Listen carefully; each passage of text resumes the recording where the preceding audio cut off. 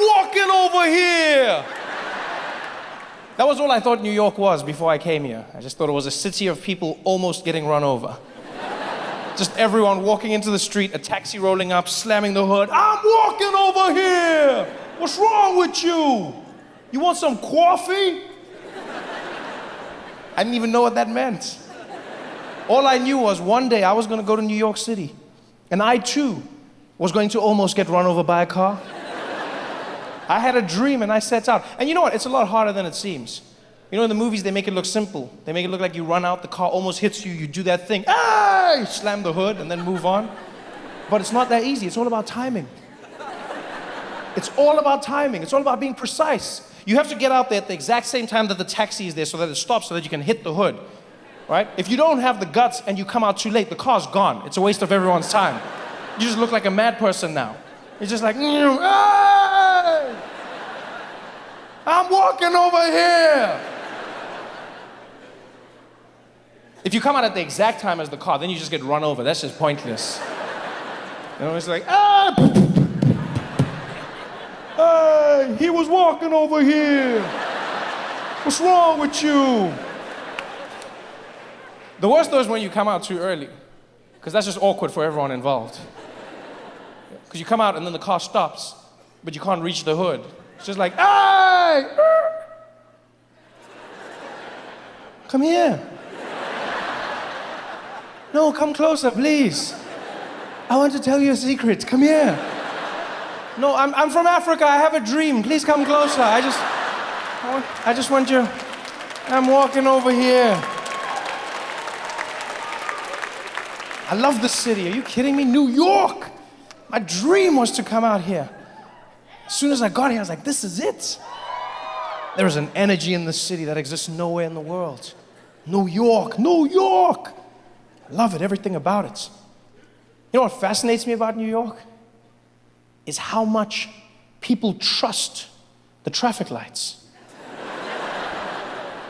I have never seen anything like it. You must remember, I come from an African country, and all over Africa we have traffic lights, but we don't use them. Right? It's less of a command and more of a suggestion. It's not stop, it's stop. It's almost like, you know, it's almost like an African traveled the world, saw that other people had traffic lights, and then just brought them back, but didn't know what they were for. Like the guy was just like, guys, we need to get traffic lights, huh? And people were like, what for? It's for the intersection. It adds atmosphere. But no one actually knew what it was about. We don't care about the lights, and we don't trust the lights. But in New York, I've never seen it. People trust that light with their lives. I was walking through the streets one day. I was walking next to this man. I'll never forget this, right? He's standing there on the sidewalk, and the light changes in our favor. And I look to the side, and there's this truck that is barreling down the road. And I'm looking at the truck, and as soon as the light changes, the guy next to me, he just steps out into the road. And so instinctively, I stuck my hand out to protect him. I was like, yo, dude, there's a truck. And he was like, it's okay, we've got the light.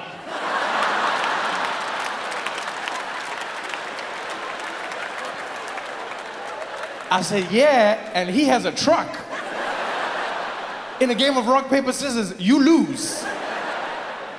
But he was so confident. He was like, it's okay, we got the light. Come on, let's go. And he walked out there. He didn't just walk out. He stared that truck driver down as he was crossing, just looking at him like, I've got the light. I've got the light. You know I've got the light. You know I've got that light. I was running behind him all apologetic. I'm sorry, I'm sorry, I would have stopped. I've never done this before. I'm so sorry.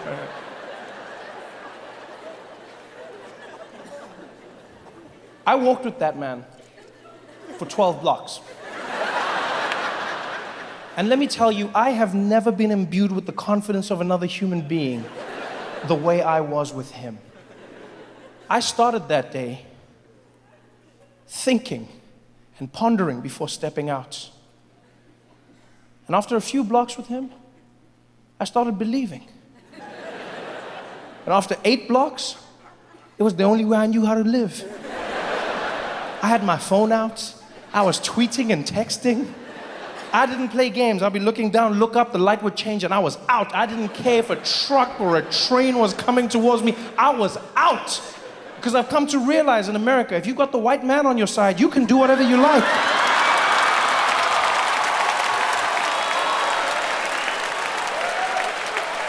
You just roll.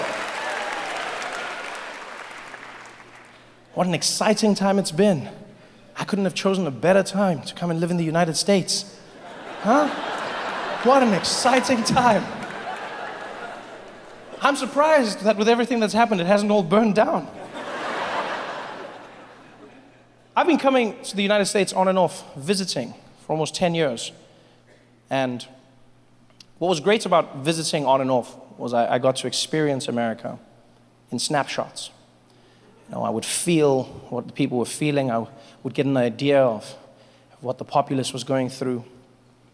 And I'll never forget how every time I came to America, one of the biggest things I noticed was how black Americans were having a tough time. I remember the first time I came out, I was staying on the West Coast, and I met a young African-American man in Compton. And we were hanging out at a comedy club, and this guy, he looked over at me and he's like, "Hey, yo, Trevor." He's like, you the dude from Africa, man?" I said, yeah, I'm one of them, yeah. He's like, "Yo, man, I can't front, B. It's an honor to meet you, man. It's an honor to meet you, man. Yo, man, I always wanted to meet a dude from Africa. You an OG, man. You an OG." I was like, thank you. He's like, "Yeah, man, you know how hard it is out here for a black man? Dude, I can't front, man. You can't get no jobs, man. The cops be on your ass all the time, man. Yo, I'm finna go to Africa myself, man. Yo, I'm gonna go to Africa with you, man. I'm going with you, B." And I was like, "Yeah, if you buy the ticket, we can roll. I mean, let's go." And I connected with him today. I felt something. Fast forward a few years later. I remember I met a beautiful black woman down south. I was doing shows in Birmingham, Alabama. And this woman came up to me after the show, and she connected with me instantly. She was like, "Trevor, baby, can I just tell you right now, I ain't never met a stranger I felt so connected to.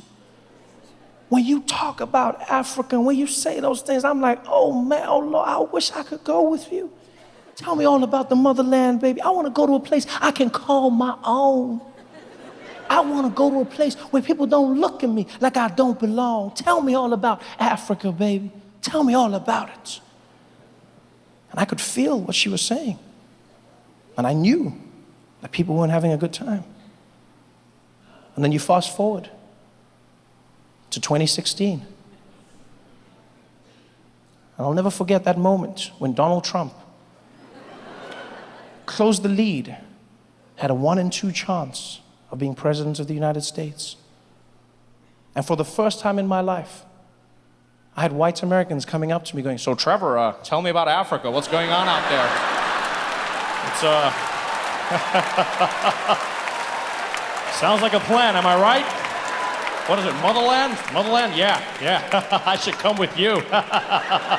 Ali Boombaye, count me in, buddy.